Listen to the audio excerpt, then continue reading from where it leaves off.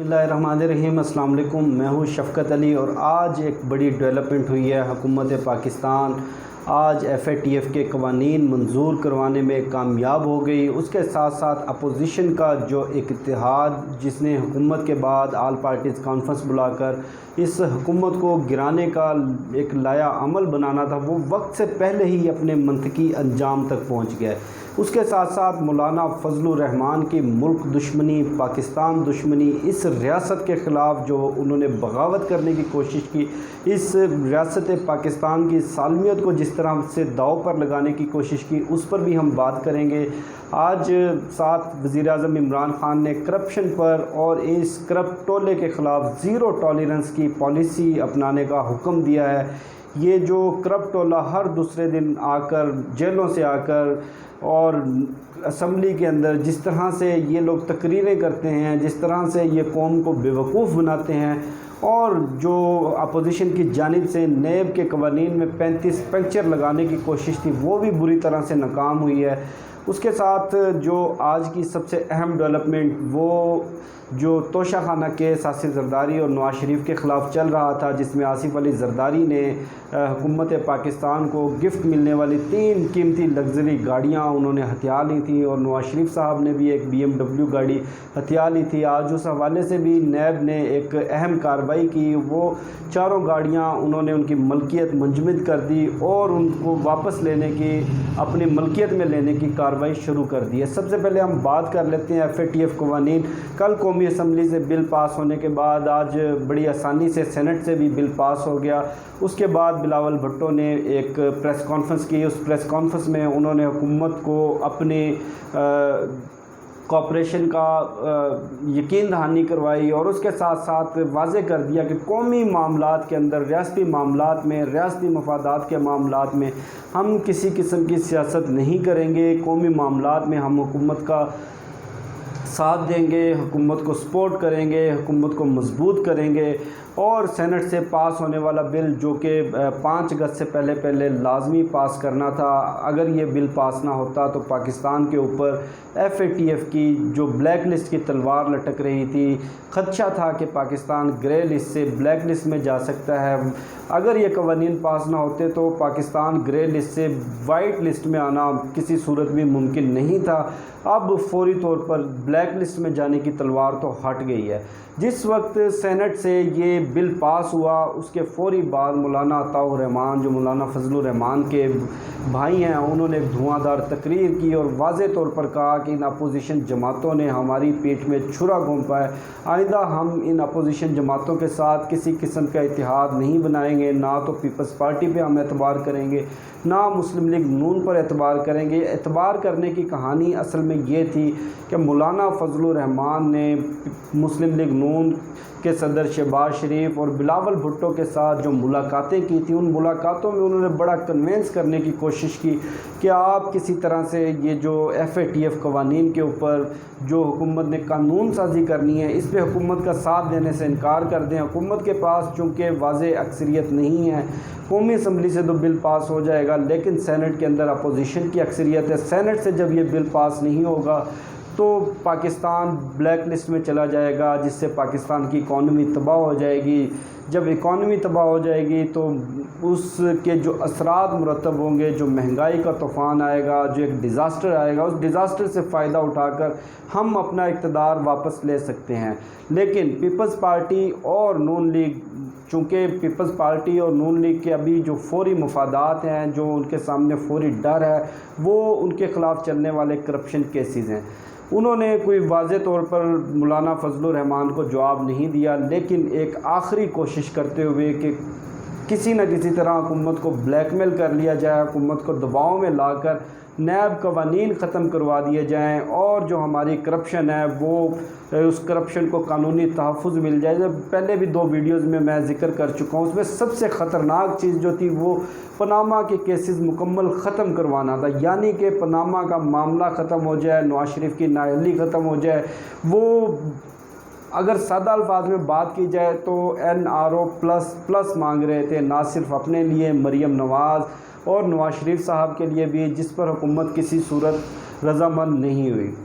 حکومت جب اپوزیشن کے دباؤ میں نہیں آئی اور اس کے بعد کچھ مقتدر حلقوں نے بھی پیغام بھجوایا کہ بھئی جو قومی معاملات ہیں، نیشنل سیکیورٹی کے معاملات ہیں، اس میں ہم کسی قسم کی سستی، کاہلی اور بلیک میلنگ برداشت نہیں کریں گے، اس کے بعد پیپلز پارٹی اور نون لیگ تو اپنے اصل ڈھب پر آ گئی، وہ تو آج حکومت کا ساتھ دینے کو تیار ہو گئے۔ لیکن مولانا فضل الرحمان ایک مرتبہ پھر ہاتھ ملتے رہ گئے۔ ان کا جو مقصد تھا وہ ریاست پاکستان کو تباہ کرنا تھا، پاکستان کو بلیک لسٹ میں شامل کروانا تھا، مودی کا مقصد پورا کرنا تھا۔ بھارت جو بڑے عرصے سے پاکستان کو بلیک لسٹ میں دھکیلنے کی کوشش کر رہا تھا، وہ ان کا مقصد پورا کرنا تھا۔ لیکن مولانا فضل الرحمان ناکام ہوئے، بلکہ ان کے ساتھ ساتھ پوری اپوزیشن کے غبارے سے ہوا نکل گئی ہے۔ یہ جو عید کے بعد اے پی سی اور یہ جو حکومت کے خلاف تحریک چلانے کا ڈرامہ تھا، یہ اپنے وقت سے پہلے ہی انجام کو پہنچ گیا۔ اب آ جاتے ہیں عمران خان صاحب نے آج جس وقت وہ پارلیمنٹ کے جوائنٹ سیشن میں انٹر ہوئے، جس وقت پارلیمنٹ ہاؤس میں انٹر ہوئے، انہوں نے وکٹری کا نشان بنایا۔ اس کے بعد پارلیمانی اجلاس انہوں نے بلایا۔ پارلیمانی اجلاس کے اندر کچھ فیصلے کیے گئے، جو کہ چند چیزیں میں آپ سے شیئر کرنا چاہوں گا۔ سب سے بڑی چیز یہ کہ یہ جو اپوزیشن کے لیڈران جیلوں سے آ کر، خصوصاً آصف زرداری صاحب، حمزہ شہباز صاحب اور اس کے ساتھ ساتھ خواجہ برادران کی تو چونکہ ضمانت ہو گئی ہے، خورشید شاہ صاحب، کئی لیڈران اپوزیشن کے جیلوں میں بند ہے، کرپشن کیسز کا سامنا کر رہے ہیں۔ اربوں خربوں کے کھانچے لگانے کے بعد یہ پروڈکشن آرڈر پر پارلیمنٹ میں آتے ہیں، اور پارلیمنٹ میں آنے کے بعد قوم کو ایمانداری کا بھاشن دیتے ہیں، قوم کو ترقی کے جھوٹے خواب دکھاتے ہیں، قوم کو ورگلاتے ہیں۔ ان کا پروڈکشن آرڈر پر اسمبلیوں میں آنا بند کیا جائے، اور یہ گھٹیا اور جو غلیظ زبان حکومت کے خلاف اور خصوصاً عمران خان صاحب کی فیملی اور حکومتی جماعت کے دیگر اکابرین کی فیملیز کے خلاف جس طرح سے ایک نازیبا الفاظ اور نازیبا زبان جو استعمال کی جاتی ہے، آج کے بعد اپوزیشن لیڈران کو انہی کی زبان میں جواب دیا جائے گا، اور ساتھ ساتھ جو کرپشن کیسز ان کے خلاف چل رہے ہیں ان کو عنقریب منطقی انجام تک پہنچانے کا بھی وزیر اعظم عمران خان نے فیصلہ دیا ہے۔ اور ان کا جو جتنے بھی کرپٹ عناصر کے ساتھ، چاہے وہ چینی مافیا ہو، چاہے وہ آٹا مافیا ہو، چاہے وہ پٹرول مافیا ہو، اپوزیشن کا جو نیکسس ہے اس نیکسس کو توڑا جائے گا، اور جنہوں نے جتنی کرپشن کی ہے ان سے ریکوریاں بھی کروائی جائیں گی، اور ان کے کیسز کو ترجیحی بنیادوں پر تیز ترین ٹرائل کر کے منطقی انجام تک پہنچایا جائے گا۔ اس کے ساتھ ساتھ آج جو نیب نے ایک بڑی کارروائی کی، اس کا میں تھوڑا سا بیک گراؤنڈ بتا دوں کہ جو حکومت پاکستان کو جو غیر ممالک سے تحفے ملتے ہیں، چاہے وہ سربراہ مملکت ہو، چاہے وہ کوئی بھی ہو، وہ پاکستان کا قانون ہے کہ وہ تحفے توشہ خانہ کے اندر جمع ہوتے ہیں، وہ کسی فرد کی ملکیت نہیں ہوتے، وہ کسی وزیر اعظم کی ملکیت نہیں ہوتے، وہ کسی منسٹر کی ملکیت نہیں ہوتے، وہ ریاست پاکستان کی ملکیت ہوتے ہیں، اور ہیڈ آف اسٹیٹ کے اوپر لازم ہے کہ وہ بیرون ملک سے ملنے والے تحائف کو توشہ خانہ میں بیت المال کے اندر جمع کروائے۔ جو سابق وزیر اعظم نواز شریف صاحب ہیں، ان کو 3 لگژری گاڑیاں مختلف ممالک سے تحفے میں ملی، انہوں نے ان لگژری گاڑیوں کو بھی ریاست پاکستان اور بیت المال کے مال کو بھی انہوں نے نہ بخشا۔ وہ لگژری گاڑیاں انہوں نے اپنے ذاتی استعمال میں لانے کے لیے، ذاتی تصرف میں لانے کے لیے اپنے نام کروا لیں۔ ان لگژری گاڑیوں کا ایک آصف علی زرداری کے پاس بھی ایک لگژری گاڑی ہے جس میں BMW اور دیگر قیمتی گاڑیاں جن کی مالیت کروڑوں اربوں روپے بنتی ہے۔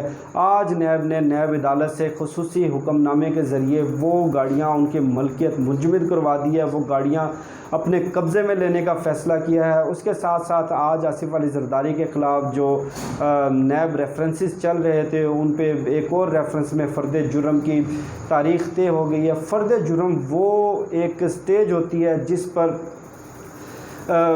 فرد جرم ملزم کے اوپر عائد ہونے کے بعد کیس کا فیصلہ چند مہینوں کی دوری پر رہ جاتا ہے۔ آصف علی زرداری کے خلاف جو جعلی اکاؤنٹس کیسز کا جو ریفرنس تھا، جس میں کبھی پاپڑ والے کے نام اربوں روپے نکلے، کبھی چھابڑی والے کے نام اربوں روپے نکلے، کبھی فلودے والے کے نام اربوں روپے نکلے، ان کے جو اہم ترین گواہان وہ بھی نیب کی دسترس میں آ گئے ہیں۔ اب عنقریب ان کے خلاف نیب عدالتوں سے فیصلے متوقع ہیں، جس میں بہت زیادہ ٹائم نہیں لگنا۔ زیادہ سے زیادہ اگر انہوں نے بہت زیادہ بھی لٹکانے کی کوشش کی، بڑے سے بڑا وکیل بھی پیش کیا، تو چند مہینے میں ان کے نیب کیسز کا فیصلہ ہونے والا ہے انشاءاللہ۔ آج جیسے عمران خان صاحب نے یہ فیصلہ کیا ہے کہ کسی کرپٹ عناصر کو اب بالکل بھی چھوٹ نہیں دی جائے گی، ایک ایک کر کے یہ سب قانون کی پکڑ میں آئیں گے، ان سے لوٹا ہوا پیسہ بھی واپس نکلوایا جائے گا۔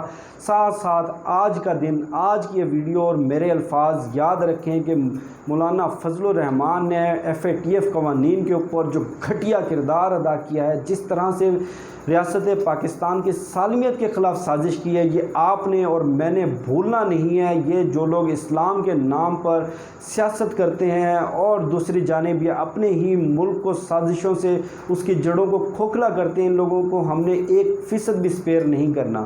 مجھے شفقت علی کو دیجیے اجازت، انشاءاللہ آپ سے پھر اگلے ویڈیو میں ملاقات ہوگی، تب تک کے لیے اللہ حافظ۔